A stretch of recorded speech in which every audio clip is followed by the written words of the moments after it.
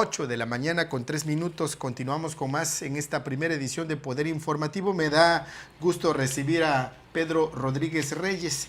Él es presidente de la empresa Cocorporativo de los Copreros de Tabasco. Hace algunos días estuvo aquí justamente pues Jorge Jiménez Miguel.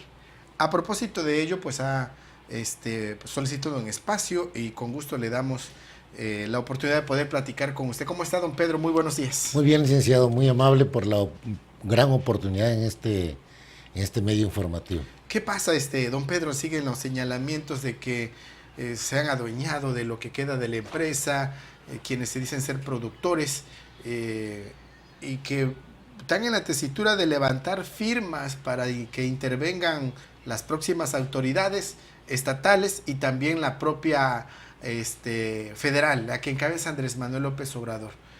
¿Qué hay al respecto en este asunto?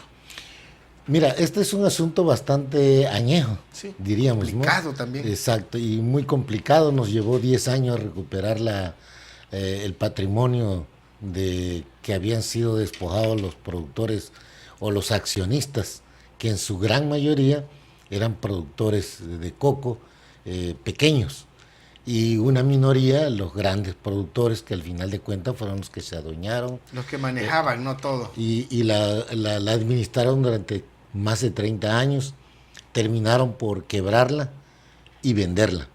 Y nosotros logramos recuperarla, revertir la quiebra. Pero recuperamos solamente el patrimonio, es decir, los bienes de los terrenos y los edificios que tiene. Lo que efectivamente. Quedaba. Pero recursos económicos, obviamente que ni un solo peso. No había nada en las arcas. No había nada, todo. ¿En qué tiempo tiene que ya, digamos, esta recuperación, de qué tiempo tiene que ya ustedes, los productores, ya tienen en sus manos el control de esta empresa? Nosotros tenemos 18 años prácticamente, la recuperamos en el 2010. 8 años. Que salió el fallo del juez y se nos entregó, más bien no se nos entregó, se le entregó a la administración que en el momento de la quiebra estaba. Es decir, el grupo anterior que era relacionado con don Miguel Bosch, que fueron los que estuvieron 30 años, más de 30 años. Pero nunca se presentaron. El juez los exhortó para que tomaran posesión nuevamente de la empresa y se siguieron los trámites correspondientes legales, de tal forma que al no presentarse... ¿Un litigio qué de tipo mercantil? Mercantil, efectivamente. Al no presentarse, se hicieron los movimientos jurídicos necesarios para formar un nuevo consejo de administración. ¿Qué es el que encabeza actualmente quién? Ese consejo lo encabezó don Andrés Sánchez Feria, era el presidente. ¿Y quiénes más lo integraban? ¿O cuántos más? Un consejo de administración alrededor de 9 personas, ¿no? 9 personas. Estos a su vez lo entregaron en donación en pago a una empresa que constituimos que se llamaba Empresa de Copreros Unidos por Tabasco. Era una SPR, una Asociación de Producción Rural. ¿Por qué razón se pasó allá? Porque obviamente tenía adeudos con bancos, tenía la problemática obviamente de que los trabajadores, todo volvía a ser a su estado anterior. Es decir, le regresaron, pero con todo, el patrimonio, pero con todos sus problemas que había que subsanar, ¿no? Efectivamente. Por esa razón se dio en donación en pago a la Sociedad de Producción Rural. Ahí se contemplaron 28 personas que tienen la representación por municipio de los accionistas. Porque una cosa es ser productor de coco y otra cosa es ser accionista. Los productores de coco... No todos los productores actualmente son accionistas. O no actualmente, sino desde un inicio. No lo fueron todos. Porque, como bien lo dijo aquí el señor Jorge empezaron dando 10 pesos y en base a eso le iban dando acciones. Entonces hubo personas, productores, que no alcanzaron a entregar los volúmenes requeridos para que le entregaran acciones. Quedaron en el proceso, nada más. Exactamente. Y también por esa razón hay accionistas que tienen desde 100, 200 acciones a productores o accionistas, que tienen 100,000 o 300,000 acciones. Dependía del volumen de la compra que entregaban. Y de lo que fueran pagando, ¿no? Efectivamente, aportando. Porque al final se terminó dando alrededor de 30 centavos por cada kilo que vendían. ellos empezaron con aportaban 10 y 30. luego fue aumentando, ¿no? Efectivamente. Ahora, ¿en qué estatus se encuentra actualmente esta empresa que ahora se llama Cocorporativo, ¿no? Efectivamente.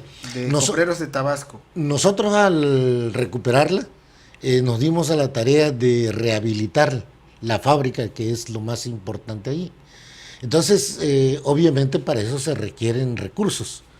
Y nosotros logramos un apoyo del gobierno federal a través de la Secretaría de Agricultura antes, por 4 millones de pesos. Entonces, eso fueron aportados o fueron entregados, digamos, a los productores, y los productores lo aportaron para la reactivación de la planta. A cambio de ello se les entregó un certificado de aportación de un valor aproximadamente de 700 pesos a cada productor que dio esa aportación. En ese entonces se reactivó la planta, pero obviamente se requerían más recursos. El proyecto era inicialmente de 30 millones para poder rehabilitarla y el gobierno solo nos dio 4. Entonces empezamos a buscar créditos que nunca llegaron. Entonces, de tanto que solicitamos, algún día un banquero nos dijo, bueno, es que nunca les van a dar un crédito, por la razón de que son 10,000 personas y pues nadie le va a querer dar crédito a un grupo de 10,000 personas, ¿no? ¿Por qué buscarse un problema con 10,000 personas?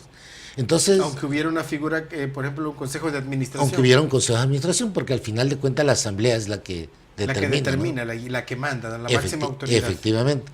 Por esa razón fue que la convertimos en una sociedad anónima, para que tuviera esa viabilidad y que efectivamente la tiene. Nosotros venimos operando créditos desde 1999 y cuando la cambiamos y nos dieron 100,000 pesos de crédito para comprar Copra, y así nos fuimos hasta que nos dieron 1 millón, 2 millones de pesos.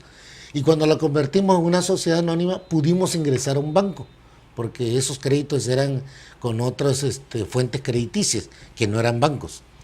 Ya con la sociedad anónima pudimos accesar a los créditos de carácter bancario que actualmente tenemos y que no hemos caído nunca en una sola cartera vencida.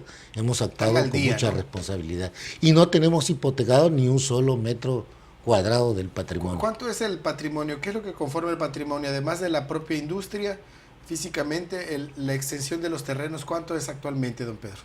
Tiene 4 hectáreas en el mejor lugar de la ciudad industrial. ¿Está activa? La fábrica sí. Obviamente tenemos complicaciones como la tienen todos los gremios, por mencionar el ganadero, el cacautero, pimientero. Es parte de lo natural de una empresa de este tipo, como cualquier otra, ¿no? Pero nosotros seguimos laborando, es decir, nuestras máquinas la procesamos, tenemos un problema de mercado, es decir, no hay demanda en el mercado de aceite como lo teníamos antes, eso nos limita. Y obviamente también los precios de la copra han caído. A inicios de año nosotros estábamos pagando la copra alrededor de 16,000 pesos la tonelada. Hoy la estamos pagando a 4,000 pesos la tonelada. Casi en un 80% cayó el precio de la copra. Muy problemático, que además la fábrica no es un negocio como tal. ¿Por qué la tenemos abierta? Porque es un regulador de precio. Si nosotros cerramos la fábrica, los que vienen de fuera a comprar van a pagar el precio que ellos quieran porque no van a tener competencia. Por esa razón no la cerramos. Por eso cuando nos preguntan, bueno, ¿y cuál es la utilidad que a nosotros nos deja la fábrica? Bueno, la utilidad está en el precio. Porque nosotros, si pudiéramos pagar menos, pues le guardaríamos, como se hacía antes, para darle a fin de año un remanente, los famosos remanentes. Pero como ya eso no se puede, tenemos que estar competitivos en los precios. Entonces, la utilidad, diríamos, ahí se va en el precio del productor. Ahora, esta disputa, ¿por qué se da entonces? Ya está constituida la empresa, ya nos explicó que están atendiendo los compromisos financieros, ya no hay litigio de decir yo soy el dueño, no que soy yo, pero surge este grupo. ¿Por qué solicitar entonces la intervención? ¿Qué es lo que piden realmente? ¿Qué es el trasfondo, digamos? Eso, muy interesante. Mire, nosotros efectivamente recuperamos con todas las vías legales el patrimonio. La empresa oleaginosa la cambiamos a una SPR y luego una SA. Hay dos grupos en este momento. Bueno, han habido muchos grupos desde que nosotros la recuperamos, han habido muchos líderes, muchos grupos que han intentado precisamente apropiarse de la empresa. Esta persona que vino, Jorge Jiménez Miguel, su papá era el socio, Sí, don de hecho, Oliverio, tenía alrededor de 4.850 acciones y se las dejó a su esposa, que se llama María Soledad, y luego a él, a don Jorge. Él forma parte de un grupo que encabeza Eleazar Pérez Hernández, que aquí lo mencionó, y que ha estado, bien lo señaló, que interpuso una demanda y que lleva bastante tiempo y que no se ha resuelto. Yo quiero decirle que Eleazar Pérez Hernández era parte de nuestro grupo. Con él hicimos todo el proceso de recuperar oleaginosa, etcétera, etcétera. Todo eso, él estuvo allí. Sin embargo, él tiene un carácter muy especial. Entonces, cuando no pudo entenderse con el resto del grupo, pues optó por retirarse. Y dijo, no, pues ya me retiro, ya me voy. Y se fue, pero se fue a la parte contraria, porque opositores siempre han existido. Entonces se fue con ellos, y como él estuvo con nosotros, pues yo me imagino que consideró que él tenía la fuerza suficiente como para poder, digamos, que tenía información privilegiada, efectivamente.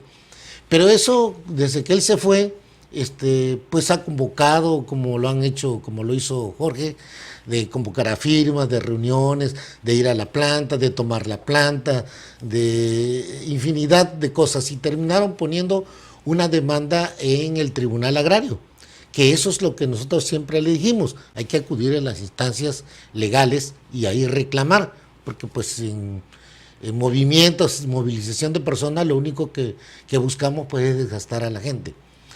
Esa demanda que ellos interpusieron, la interpusieron a nombre de todos los productores, lo cual es falso. No fue respaldada por todos. Así es, nada más en palabras. Tienen unos documentos de algunos. En nuestro caso, por ejemplo, y que aquí se decía que estamos comprando las acciones de manera ilegal y que nos queremos quedar con ello, la explicación es muy sencilla. Nosotros lo que recuperamos fue bienes, efectivamente, bienes materiales, bienes inmuebles. Y que dice que la vendieron. ¿Sí se vendió? Y básicamente el terreno, porque los edificios datan de 60 años. Entonces algunos ya ni siquiera lo puedes vender como chatarra, digamos. Exactamente, y la maquinaria y todo, que la única que hemos salvaguardado es los equipos donde se procesa la copra para obtener aceite. Ahora, ¿por qué vendemos? Porque nosotros recorrimos todas las comunidades, una por una, y la indicación que nos dio la gente es que había que venderla para que se le pagara a ellos la parte correspondiente, porque lo dijeron así abiertamente, dijeron, no queremos que nos vuelva a pasar lo mismo, ya nos robaron, ya etcétera, etcétera, durante más de 30 años, y ustedes ahora van a venir y aquí se van a querer quedar y no van a hacer lo mismo. Entonces, por esa razón se va vendiendo, y según se vende, vamos pagando las acciones, porque vuelvo a repetir, nosotros no recuperamos cuentas bancarias ni dinero en efectivo, fueron los bienes inmuebles.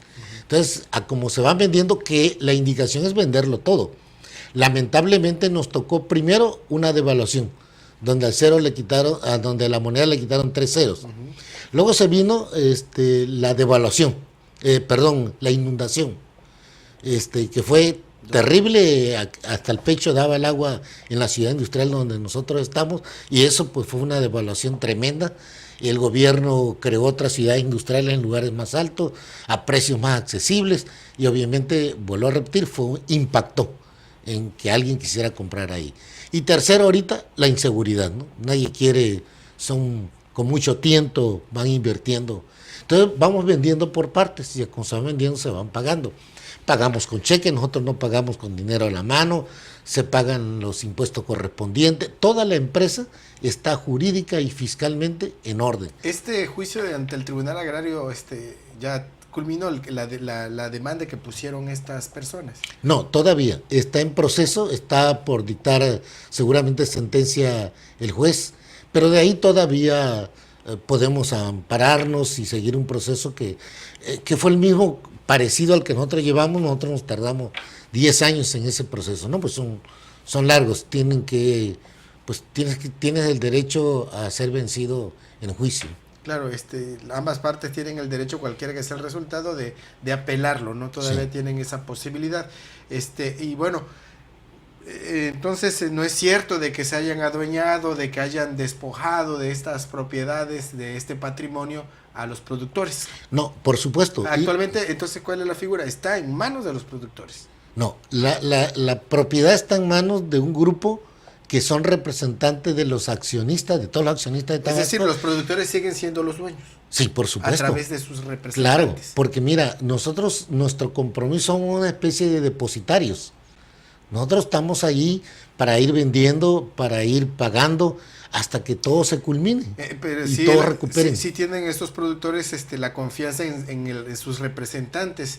Entonces hay otro grupo que está tratando de calentarle la cabeza para que, digamos, piensen mal y se alborote la gallera. Y no desde ahorita, sino hace mucho tiempo. No es algo nuevo. Exactamente, y esa es la palabra adecuada. Tratan de confundir a los productores, ¿no? Y le han dicho, vénganse, van a pagar las acciones, o vénganse, ya nos van a entregar la fábrica, el gobernador nos va a entregar la fábrica, y resulta que llegan 120 personas y se regresan con la mano vacía, porque nosotros no podemos pagarle a un líder, nosotros le tenemos que pagar a personas físicas, como lo establece la ley. Directamente, ¿no? Personalmente. Pero además, hablaba de que las asociaciones, que nunca se les informó, que nunca se les tomó en cuenta. Lo que pasa es que no hay un acta donde en asamblea de asociaciones hayan nombrado representantes. Fue un grupo que siempre estuvo al tanto de todo este proceso, y que en una reunión nombraron representantes cada municipio, podríamos decir, representando a una asociación, pero no se hizo en asamblea de asociación. Por eso al momento en que se cambió a una sociedad anónima, no recurrimos a las asociaciones, sino a quienes tenían la representación. Okay. Por esa razón. ¿Cuál es el llamado entonces a los productores? A quienes pues hicieron el llamado a que plasmen su firma porque quieren que intervenga el gobernador próximo, Adán Augusto, y que intervenga Andrés Manuel López Obrador. ¿Cuál es el llamado que harían? Mire, nada más quiero puntualizar un asunto allí donde nos acusa de que nos estamos robando X cosas. Quiero decirle que también ellos ya interpusieron una demanda en la Fiscalía por administración fraudulenta y las que resulten, ¿no? Ajá.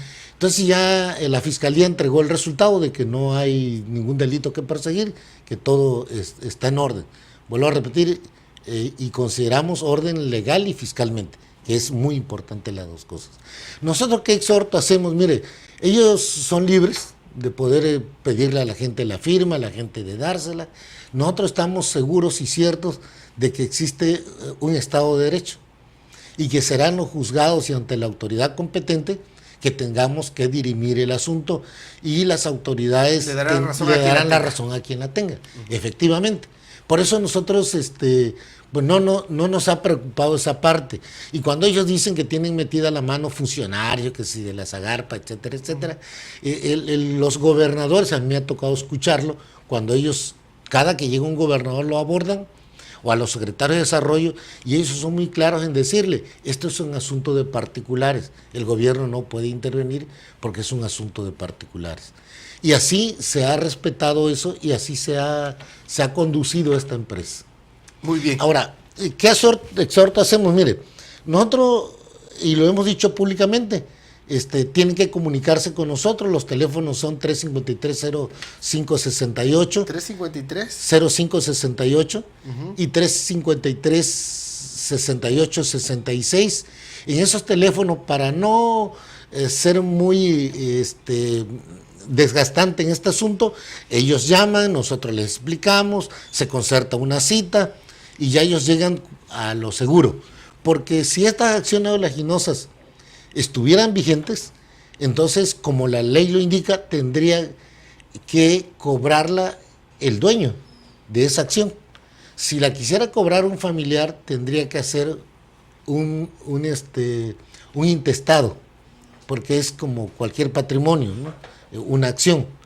Y eso sería, para la gran mayoría, más costoso de lo que van a recibir. Le va a salir más caro, el caldo que las albóndigas. Yo le quiero agradecer, don Pedro, su tiempo para venir a explicar, y estamos atentos a lo que pues venga después acerca de los productores de copra y por supuesto también el futuro de Corporativo S.A. de CEBE. Así es, ¿verdad? Por supuesto, le agradezco muchísimo. Son las 8:23. Vamos a la pausa nosotros y regresamos con más información.